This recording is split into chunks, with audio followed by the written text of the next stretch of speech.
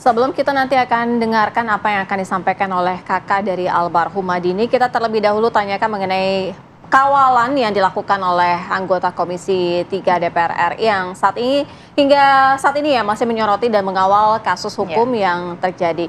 Mas Tobas, untuk saat ini setelah bertemu dengan keluarga korban dan akan langsung memanggil dari pihak MA begitu? Ya, jadi memang Komisi 3 memberikan perhatian penuh terhadap kasus ini ya, terutama putusan pengadilan yang dirasakan dapat tidak adil oleh masyarakat.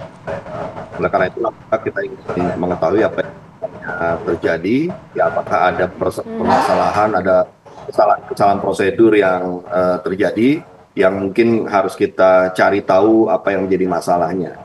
Itu yang pertama. Yang kedua, tentu kita akan masih tetap berlanjut ya untuk meminta dan mengumpulkan informasi-informasi, menanyakan ke beberapa pihak ya terkait dengan apa yang bisa dilakukan bagi kita untuk bisa buat ya rasa keadilan masyarakat ini bisa terpenuhi. Nah, tetapi kalau dari saya pribadi, saya melihat ada 6 persoalan ya yang mesti digali. Tidak hanya kita menyoroti hakimnya atau pengadilannya saja, karena kan suatu proses hukum itu ada tahapan-tahapannya ya. Yang pertama adalah yang harus kita perhatikan, apakah pemahaman kita mengenai kejadian ini adalah fakta yang memang terjadi. Itu yang pertama. Yang kedua, jika itulah fakta yang terjadi, maka apakah pihak penyidik, pihak kepolisian ketika memproses kasus ini di awal mampu untuk mengumpulkan alat-alat bukti sesuai dengan fakta yang terjadi tersebut? Ya. Yang ketiga, ya, dari hasil pengumpulan alat bukti oleh pihak penyidikan, apakah kemudian pihak penuntut umum mampu untuk menyusun dakwaan, ya, sesuai dengan fakta kejadian dan diperkuat oleh alat bukti yang ada?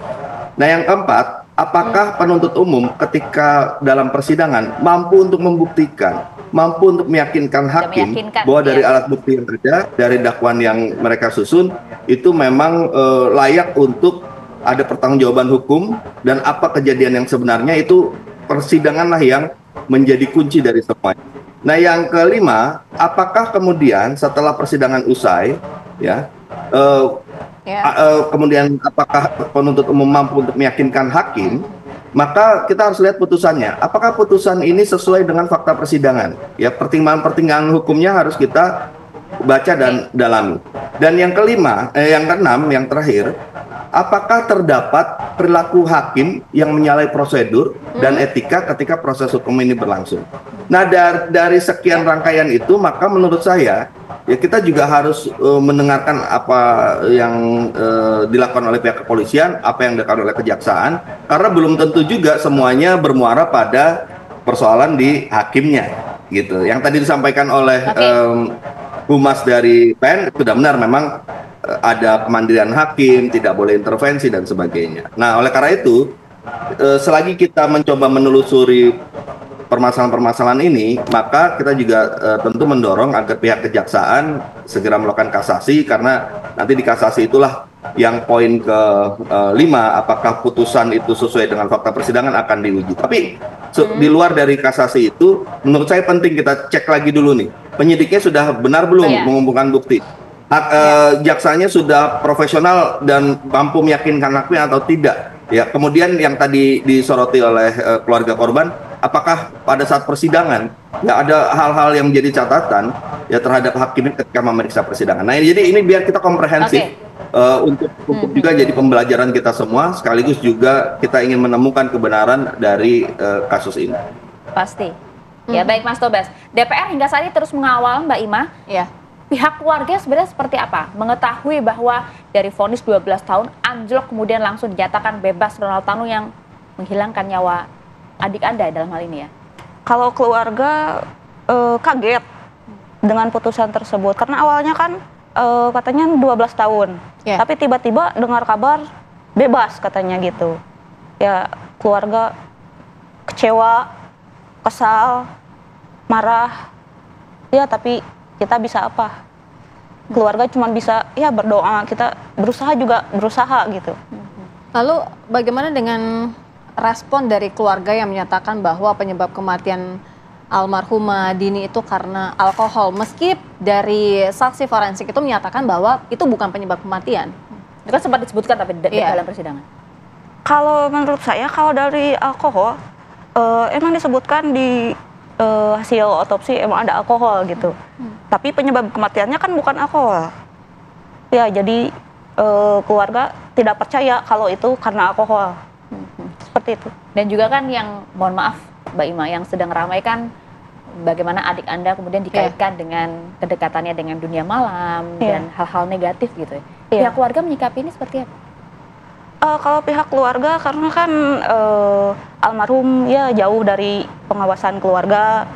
Almarhum kan ya sudah dewasa, walau gimana pun dia pasti bisa jaga diri kalau menurut keluarga seperti itu. Baik, tapi kan di sini memang ada satu nyawa yang hilang gitu ya.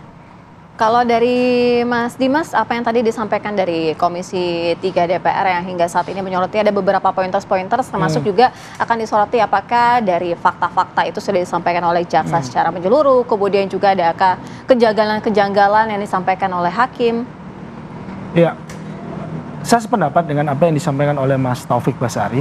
Artinya 6 aspek itu saya cermati dan sudah saya miliki catatannya sejak awal bahkan sampai akhir dalam putusan hakim yang sudah saya pelajari tadi malam sampai dengan pagi ini ya. Jadi memang di sini kami menilai bahwasanya dari satu kata saja yang disampaikan oleh Mbak Dadi, visum et repertum ya. Visum et repertum ini adalah alat bukti yang sah yang harus dijadikan oleh hakim sebagai dasar pertimbangan. Karena dasar pertimbangan hakim itu harus menganut asas objektivitas berdasarkan alat bukti yang sah.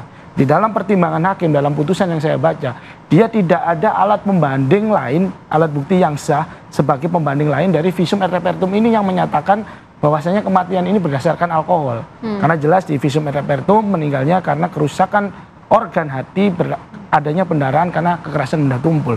Itu sudah jelas, sehingga jika dikatakan Pengadilan Negeri Surabaya ini bagaimana menjalani sebuah proses peradilan. Jadi konsep dasar dari peradilan itu adalah harus bisa memberikan putusan hukum yang berkepastian hukum dan memenuhi rasa keadilan. Tapi bukti-buktinya belum cukup meyakinkan hakim katanya Mas. Ya. Tidak ada kemudian bukti foto maupun video yang menunjukkan memang betul Ronald misalnya melindas, menyakiti dan juga melakukan penganiayaan di sana.